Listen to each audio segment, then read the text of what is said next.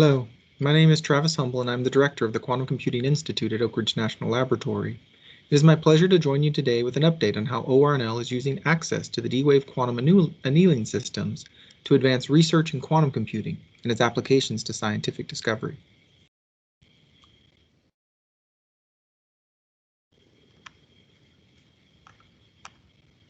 Oak Ridge National Laboratory is a federally funded research and development center sponsored by the U.S. Department of Energy. We have a mission to advance the goals of scientific discovery and energy security for the United States, and we accomplish this mission through a broad portfolio of research and development. In this panoramic view of the laboratory, we see the multiple facilities used for materials and chemical sciences, neutron science, nuclear reactor science, and biological and environment science. At the center of these facilities lie cutting-edge capabilities for high-performance computing that support modeling, simulation, forecasting, and analysis for each of these mission areas.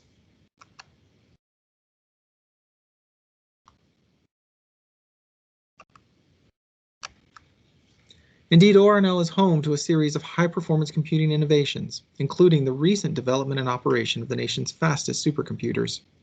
As shown in this progression, starting with the Titan system in early 2012 and ending with the upcoming Frontier system in 2021, ORNL has deployed state-of-the-art computational capabilities to advance scientific discovery and energy security for nearly a decade.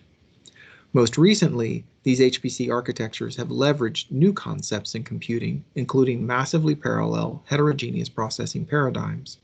The widespread use of GPUs accelerators offer a glimpse into how today's HPC systems can leverage different types of computing devices to increase computational performance. It is an open question for how future architectures can continue the rapid growth in computing performance, but the latest developments in quantum computing offer a promising approach that we are actively exploring. Our motivations to consider quantum computing begin with the recognition that many of our most challenging computations lie in the domain of the physical, chemical, and material sciences. The pie chart shown here provides an estimate for the amount of time allocated to different scientific domains using high-performance computing. It is apparent that applications in physics and astrophysics, as well as materials and chemistry, dominate our usage of HPC infrastructure. These needs drive the requirements for future HPC architectures, and the reliance on quantum mechanics for modeling and simulation represents a remarkable intersection with the field of quantum computing. As was noted previously by the Nobel laureate Richard Feynman, if you want to make a simulation of nature, you'd better make it quantum mechanical. Of course, this insight is fraught with a challenge, as building computers that use quantum mechanical is a, quote, wonderful problem, but it doesn't look so easy. At ORNL, we think that Feynman's vision, as well as the many people who are working to realize it, represent a path towards future supercomputing. But it is far from certain, as we do not yet understand the hardware, software, or even the applications that will best provide such solutions. In light of this hopeful but uncertain future, we have turned towards discovery and innovation as a means to prepare ourselves, our workforce, and future generations for which this revolutionary change in computing could be realized. Where do we see quantum computers enabling new paradigms of scientific computing? I will discuss three specific areas, even though the distinction is not always so clear. First is the potential to address modeling and simulation in the physical sciences. This includes the traditional disciplines of chemistry and materials, as well as high-energy physics, nuclear physics, and fusion energy. Second is the area of data science. This includes machine learning, artificial intelligence, and inference, tasks that are frequently used in data mining. And the third area is focused on applied science, especially in the areas of engineering, operations research, logistics, and many others. While these areas often share many similarities, the types of input and output data differentiate the use cases and provide convenient categories for understanding their readiness.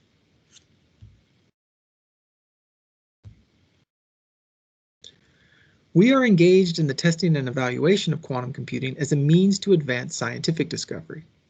Through the Oak Ridge Leadership Computing Facility, we've established the Quantum Computing User Program, or QC-UP, to enable the new type of research and development of quantum computing necessary for scientific applications. As a user program, QC-UP provides insights into how quantum computing concepts may integrate with our conventional scientific computing systems and methods. We've tailored this program to support the Department of Energy research portfolio, which focuses on advanced scientific computing research, basic energy sciences, biological environmental research, high energy physics, fusion energy sciences, and nuclear physics. The program operates by providing merit-based access to commercial quantum computing resources. Through our agreements with users and vendors, we enable the best research on quantum computing and systems that support the DOE mission. The program is administered by the OLCF and currently provides hundreds of users access to a variety of commercial quantum computing resources.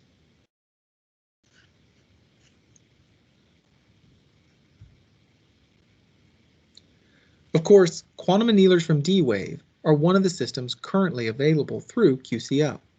In fact, D-Wave was our first system provided through the user program dating back to 2017. QC-UP also provides access to other systems, including those from IBM, Rigetti, and Xanadu. We view the diversity in system availability to be an important part of the QC-UP program.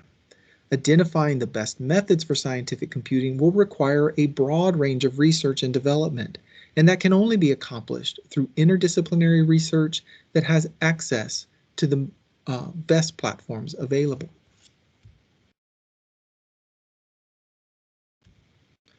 Our priorities for QC-UP include enabling research on the available quantum computing systems. We have a strong team of internal staff devoted to testing and evaluation of these systems, but of course we are also engaged with the external research community, who represent the majority of users in the QC program. The results obtained from their research help us evaluate this technology openly and transparently. More broadly, we must engage the community of scientific computing users, including both experts and novices to quantum computing, in the development and understanding of this technology. Therefore, we prioritize training and workforce development as an important part of the user program.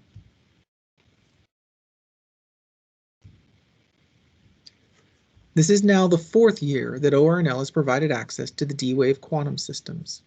We have continued to see our community of users grow, with new users coming from the national laboratories and universities.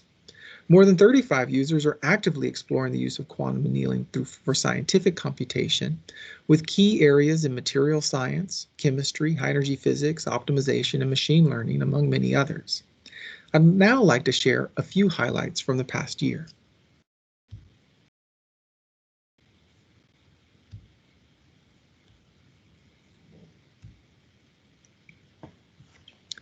The first highlight comes from a collaboration led by Paul Carries at the University of Tennessee, Professor Arnab Banerjee at Purdue, and Dr. Andrew King and many others from D-Wave.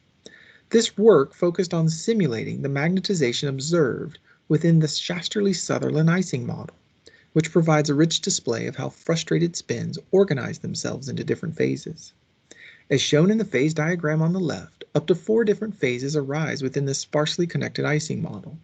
And I'd like to call your attention to one of them that is of particular interest. The phase labeled 4 in the diagram represents a fractional magnetization phase, for which the average magnetization of the spins is observed to be 2/3. The reason behind this is revealed by a plot of the associated spins, which format the pattern shown on the right. Notably, 2 spins of the same orientation pair up with a single spin of opposite orientation, giving rise to fractional statistics. While these are interesting physical details, the point I want to emphasize on this slide is that the plots that you see were computed directly using the D-Wave quantum annealer. The different phases of the model material, as well as the snapshot of the individual spins, come directly from computations performed on the device. They were validated to be correct against conventional simulations. We're especially excited about this result, as it suggests the method of quantum annealing may be useful for simulating complex material systems. This is a natural intersection with the study of new quantum materials. for future energy applications.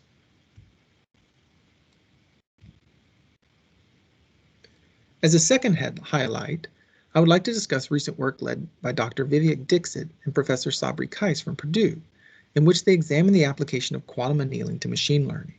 This is, of course, one of the hot topics in the field, and this work finds new methods for testing and evaluating quantum annealing. The specific example examines the reconstruction of corrupted images using a restricted Boltzmann machine. The RBM is trained on the bars and stripes dataset. I found it interesting that in comparison with contrastive divergence, training on D-Wave provided similar reconstruction accuracy even in the presence of corrupted images. However, the accuracy was dependent on the effective temperature that controls the RBM model and represents an important hyperparameter for future quantum machine learning. The third highlight I'll provide is a similar application of RBMs to classification, but this time with a focus on cosmological applications. A collaboration led by Dr. Jal Caldera and Gabe Purdue from Fermilab, along with collaborators at Lockheed Martin, have tested the ability to classify galaxy morphology using quantum annealing. This example was especially interesting because it addresses the real-world question of how to efficiently encode real-world data, like images of galaxies, into the necessary binary representation needed for quantum annealing. In addition, these results found that the number of Gibbs steps needed to reach a Boltzmann distribution grew linearly with epoch number. That may provide hints into how to effectively act upon an encoded model within the quantum annealer.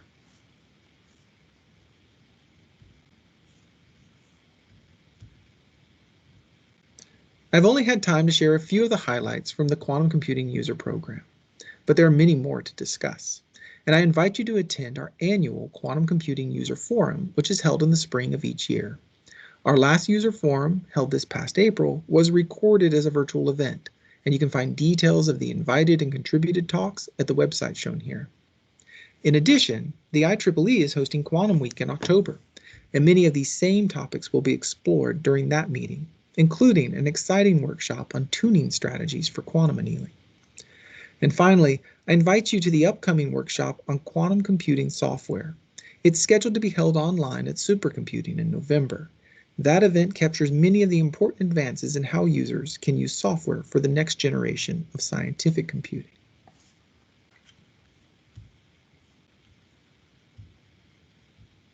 Thank you for the opportunity to speak on the latest news from Oak Ridge National Laboratory and our progress towards the next generation of quantum computing.